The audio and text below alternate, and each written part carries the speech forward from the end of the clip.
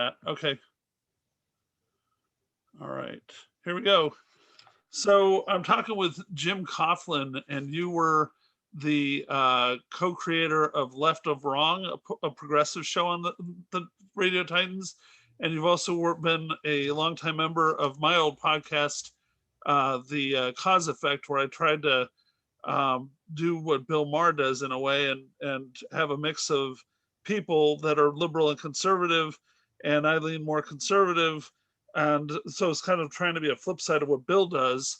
Whether we succeeded, I don't know. That's what we're going to talk about to some extent. Then also, you've been part of Let's Be Treasonable, which is a totally progressive show. And I think you came up with that awesome title. So first off. That's what I do. I do titles. I also came up with Left of Wrong. Oh, that's good. Okay. So Koz Effect, that wasn't me. Imagine, right? Yeah. So how did we meet, and how did you get involved with Titans? I've forgotten. You know, I don't know either. For some reason, I was a guest on Koz Effect, I think. Okay. I don't know that we met any other way. Maybe that's probably somebody else it. I probably saw me. you, and we talked about politics at some open mic or something. That could be. I honestly don't remember. I just know that it was back when you were next to Improv Olympic at your first office. Yeah. The Hollywood year, as we say. Yeah. Yeah. Okay. Well, so how did Left of Wrong come about, and what was its goal? Well, I don't know. Maybe I was just sick of arguing with a bunch of jerks. But no, I mean, I did Koz Effect, and you definitely had people that I argued with, right? Yeah. Who like I was going to ask this anyway. Who are? Do you have any favorite memories of, or worst memories of arguing with people? No. You know, I mean, I can't even think of who it was, honestly. But it was just, you know, it was 3 or 4 people at a time. Yeah. And you know, definitely just some people that I'm like, oh boy, you know, but I don't really remember who it was. And then I don't know, maybe I had talked to you about the idea of doing a podcast in your ever expanding empire. And I had done, and so then that's when I ended up talking to Randy Harkin. Yeah. How did you meet him? Like what was that about? Yeah, I assume he was booked to do a show that I later took over, which was at Karma Coffee House. Okay. And so I met him, I think, through that. Maybe it was somewhere else, but anyway. And then he was political, and he was going to go to Las Vegas to go door to door for Obama. Okay. And that would have been in 2008. Yeah. I think that's right. And so I went with him. I went with him a couple times, and he'd already gone one time. The second time we went, we stayed at my friend Robert's, and he became friends with Robert, at least to some extent. So then he would go and stay with Robert even when he went, you know, without me. Then we didn't really have any contact. 2012, he was going to do it again, and we started back up. And so I knew that I agreed with him politically, and so 2015-ish maybe or was it 2014? I don't know. Whenever it was, it seemed like, oh, this would be a good guy to do a political talk show with. Yeah. And we came together 2014 and 15 was when I ran the downtown. I can't remember if you guys did it in Hollywood or not. We never did it in Hollywood. We only did I thought it was downtown. Yeah. And well, downtown. Yeah, we only did it downtown.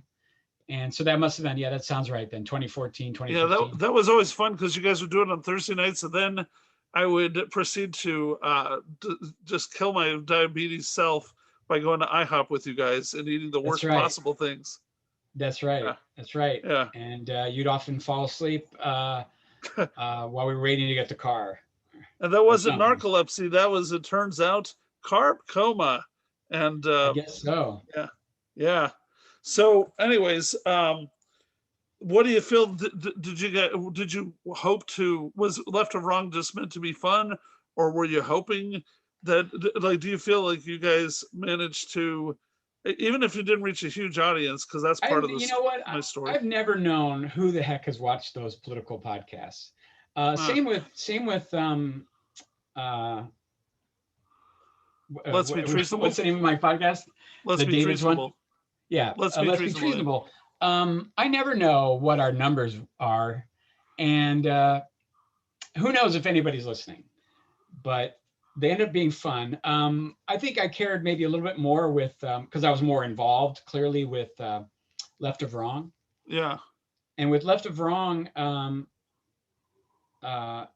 we had more guests, and it was just me, Randy, and usually one or two guests. Uh-huh. Yeah.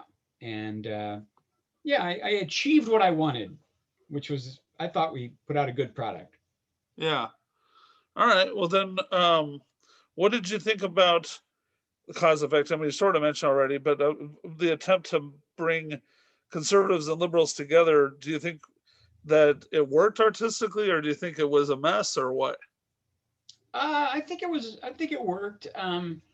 Honestly, I think it wouldn't work again, because really? I find that we're so divided. Because honestly, I mean, the Trump administration and the Republican Party now is showing how absolutely terrible they are as human beings. Okay. So if you want to argue policy, and it's whether John McCain, like, I respected and always respected John McCain. Okay. John McCain would be thrown out of the Republican Party. His own wife, the widow of a long-term Republican senator, is being censored by her own party. Wow. This is now so far right. And I mean, you had terrible people. I'm not going to name names, but you had one guy who then I was friends with on Facebook for a little while. I unfriended him like 6 years ago, but just absolutely terrible. And even, let's get to the politics of it. You're always like, I'm becoming more liberal. You would say things like that, right? Yeah. And I never quite believe it. But even if you're in a liberal mood, you have so many far right, I'll call them whack jobs, that are your Facebook friends. Yeah. So even if you said, if you posted today, I like what Joe Biden did today. Which I do on occasion now, actually. Yeah. Well, but you have so many people that think he's the devil. Yes. And then how do you argue with that? So I hope you enjoy January 6th. Well, that to me was actually, that was a big wake-up call to realizing, wow, this really became a toxic environment. And yeah, but you're going to vote for him in 2024 if he runs. No, I don't think so anymore. Just know that you will. Okay. no need to argue. Okay. All right. Well, so let's just say I'm hoping there's a better primary challenger that can do better than him. They have decided that he is the Republican Party, and they are bowing down, and it's amazing. It's absolutely amazing. So I know you didn't want to necessarily talk about today's politics. That's okay. Go ahead. But the whole thing where he said to the Republican Party, "You can't use my name," which is mind-blowing from any standard operation of any political thing except for Donald Trump. Donald Trump is such a narcissist that everything is about him. And of course, all money should go to him. Yeah. So he says, you can't use my name. They said, we can use your name, which they can. Yeah. And so then he attacked them and said, don't give any money to them, give it to me. And then they said, we're going to hold this event at Mar-a-Lago. And, he's a great guy. They basically kowtowed to him. Now, this is a guy who lost an election in which Republicans won seats down ballot. Yeah. But in any case, he is the party until he's either dead or replaced. So don't have any fantasies of him being primaried. If the only Well, thing is if it's all if he wants to run. If he wants to run, he is the nominee. well, okay. Before we get back to things, Yeah. I'm going to be putting the full versions up eventually in some way for people just to have fun with. But I mean, the thing I find funny was that he spoke so nastily about Mitch McConnell, and Mitch McConnell was acting like he was finally going to sell him out, and then like a couple weeks later, it's just like, okay, I or would vote for him if he was the nominee of my party. you what? That's what he said. Mitch Oh, McConnell said he would vote yeah. for Trump if he's the nominee of the party. You Yeah, just said he caused a seditious rebellion. I know, and Trump just viciously insulted him, and he's still okay. Yeah, I'll vote for him. But I mean, Carl, you can edit this out. Yeah. You voted for him.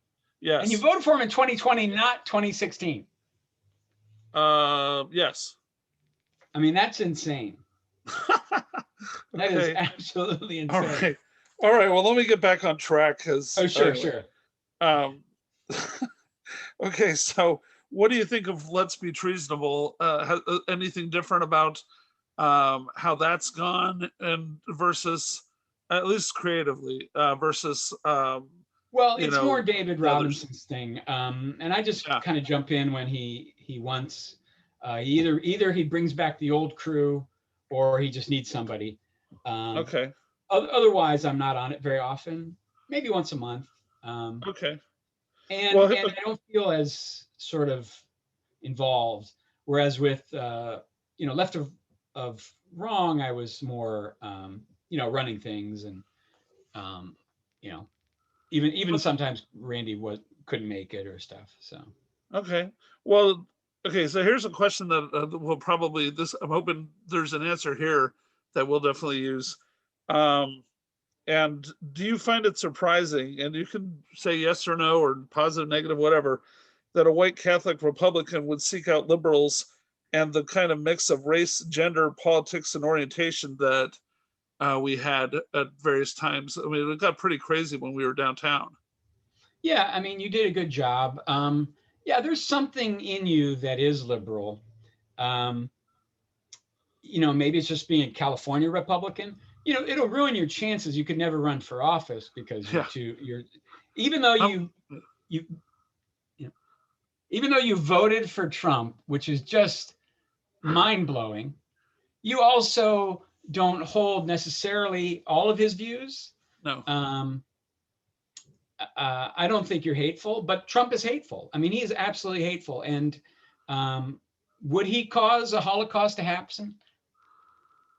Absolutely. Now, I don't think that's his objective, but if there was a group that he thought he could gain an advantage from loading onto railroad cars and cremating, gassing and cremating, he absolutely would. And the Republican Party would absolutely support him.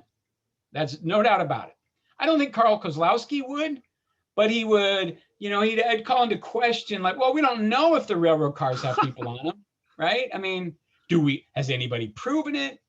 So that would be your out. But yeah, I know this is completely derailing your question, but I just want to clarify. The Republican Party is filled with absolutely terrible people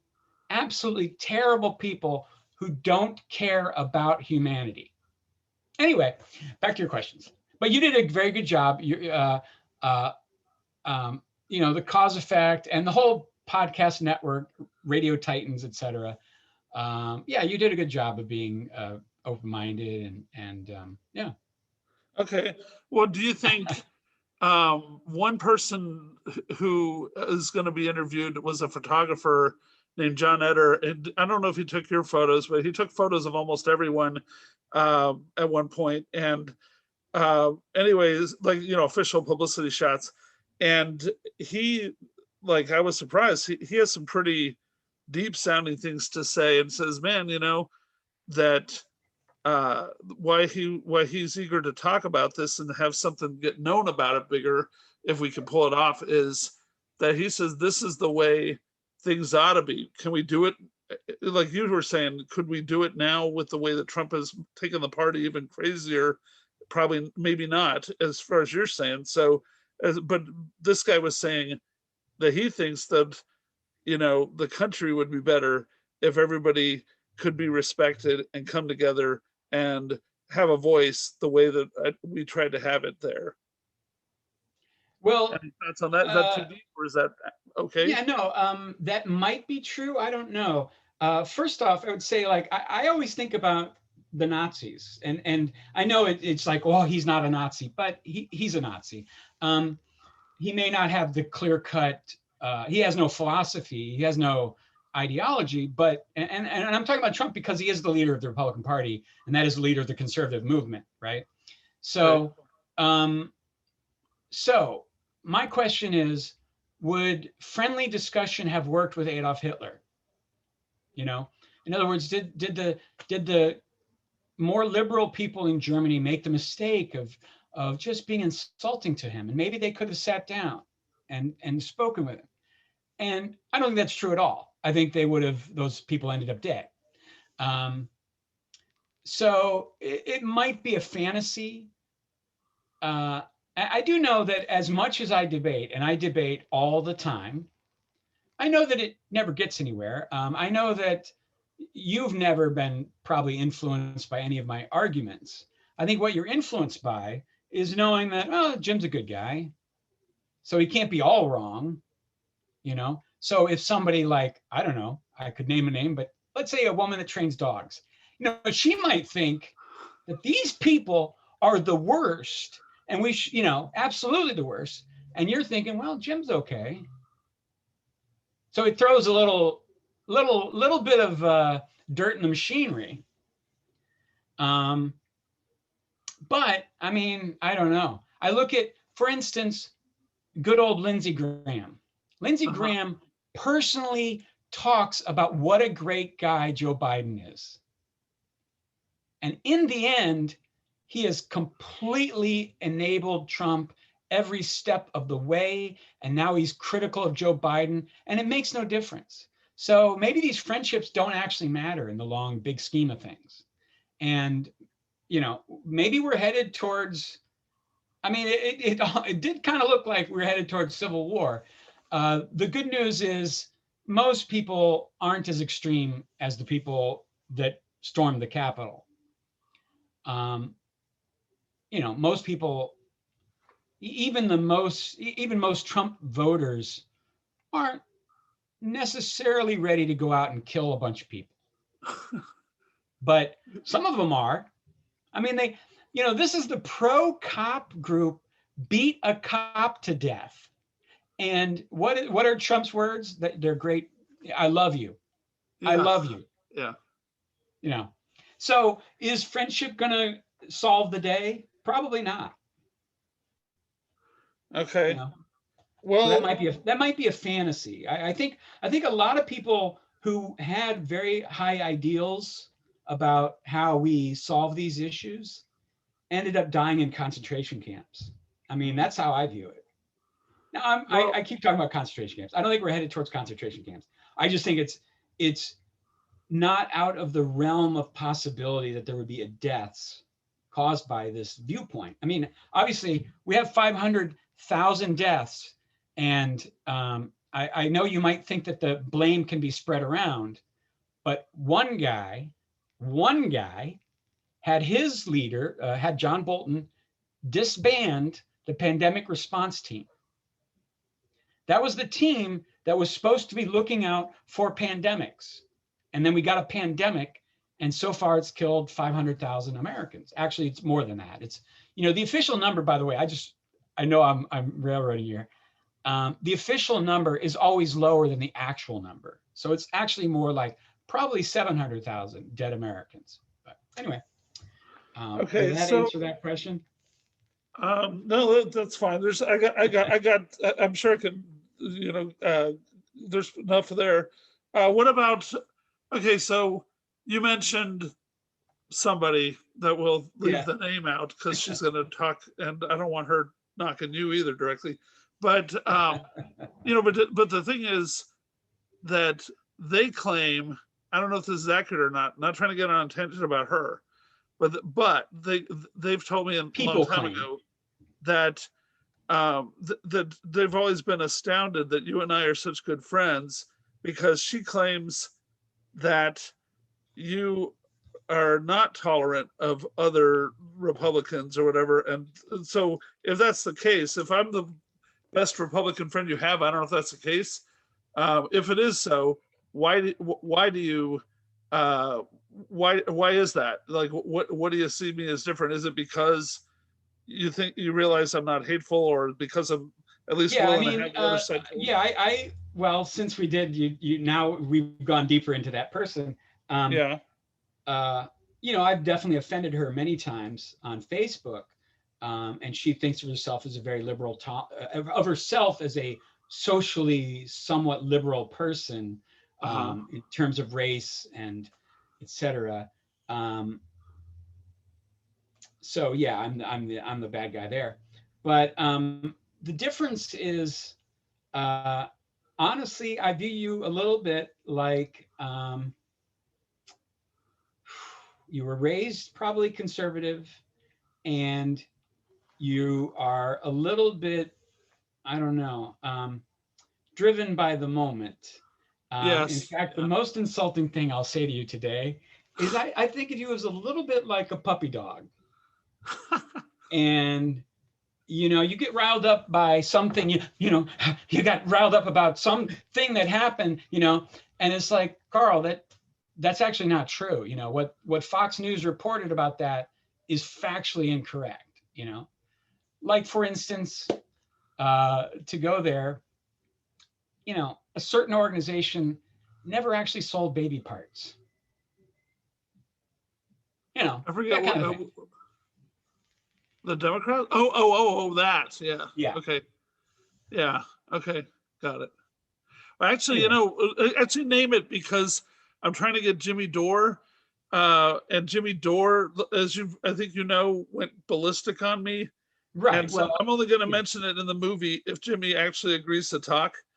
But so this may wind up edited out from both bonus type stuff and the movie. Sure, But sure. Yeah. anything you You can want to edit say the about heck out of that? this. Yeah, that's fine. You can say restate it, saying that group, if you don't mind. Oh, okay. Well, you know, you were like, believed that Planned Parenthood was selling baby parts. Now, and that's something that is factually incorrect. And as infuriating as that is, that you would promote this idea, it was kind of like, well, it's not a deep-seated belief. Like, he's outraged, but he hasn't really thought about it too much.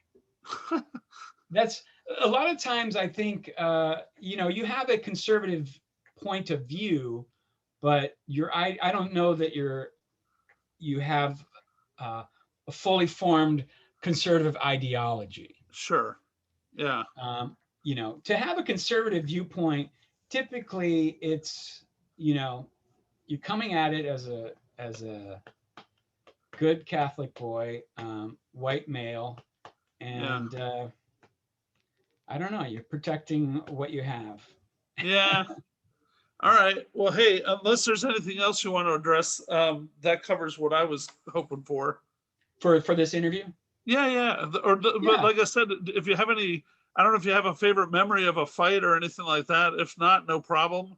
yeah. Because I'm No, sure. I mean, no, it was fun. First off, the downtown office was great. I feel like maybe, rightly or wrongly, I encourage you, when you were on the fence on a bunch of things, to maybe I encourage you to close that down, just because, you know, financially it was a Yeah, burden. it was impossible. Yeah. Yeah, yeah. So then we were down to your apartment. Um, but Anything you you want know, to and that say was about fun. doing it out of there? Yeah, that was fun. That was fun. Of course, there was the cockroach incident.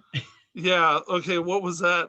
I only heard about it secondhand, but I just made peace with Erica. I wrote her an apology, Yeah, well, and we were doing the she's going to be podcast. part of this also. Yeah, we were trying to do the podcast, and like a couple of cockroaches Oh like no.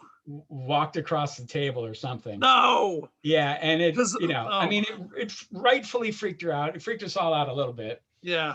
And so she was like, I'm not coming back here. Um, but and I don't think she did. But she's done No. it, at David's place. Yeah. Yeah. Um, I do want to repeat the story because your narcolepsy was fun. Yeah. There was a time that you were going to do a show in Arkansas for a Catholic group, and you Uh-huh. really, really, really wanted to run these jokes by me. So, and I kind of wanted to leave. It was after the show. It was like, 9:30, 10 o'clock, whatever. And so then you proceed to do about 30 minutes of material. And I'm thinking of notes to give you. And then as soon as you're done, well, your narcolepsy just kicks in because you're not talking. And so then you're like, I have to go to sleep or whatever. And I was like, but I just listen. I stayed extra. I listened to all anyway. So that was funny. I think I still gave you notes somehow, and maybe the next day or something. But Yeah. and I'm sure you did well in front of the Catholic crowd in Arkansas. Yeah, no, it was great. And let me tell you one funny story, then I'll go. But uh, one time I had a show called Pajama Party, which is real smart for a guy with narcolepsy to do a show at 10 o'clock on a Monday while maintaining a 9 to 5 job. And so anyway, so one time I had a singer named Greg Gilman. I've got to get in touch with him about this. It comes in, a friend of mine had just died about a month or so before. Tragically, he was 2 years younger than me, and he weighed 550 pounds at his worst. I don't know where he was when he died, close to that, if not that. And it was a big shock. It was a comedian that I'll tell you the name at the end so I can cut it out. But he the guy died abruptly, had a heart attack of getting in his car on the way to work one morning. And so Greg comes in and he says, yeah, I got some songs, and I loved having live musicians on that particular show. And Greg does one funny song because he was known for that. Then he says, hey, I want to try this serious thing on you. And so he puts this song out. I forget what it was called, but it was a song that was where he's talking to a dead friend. And I had my eyes shut and I was just listening to think. It was a rare occasion where I really did not fall asleep, but my eyes were shut and I was afraid to open them again when he was done because I was about to bawl. I mean, it was such a sad song and it was so perfect for my friend. And so I just sat there for an extra 5 seconds with my eyes shut. And everybody starts going, oh no, oh no. And finally I go, what? And they were like, oh, we thought you fell asleep again. I'm like, no, I'm trying not to cry. Yeah. That was the perfect song for my friend who just died. And that was just a hilarious understanding, but yeah. Well, I mean, Carl, you're fun, and Thank you. You are always kind of going with the wind or whatever. I mean, I have a lot of crazy ideas or whatever, but I don't tend to tell anybody about most of them. and you're always like, I just talked to this producer, this. There's always something about to happen, and you're kind of waiting, and sometimes it does, sometimes it does happen, and sometimes it doesn't. Yeah. I think you end up being surrounded by some craziness. Maybe it's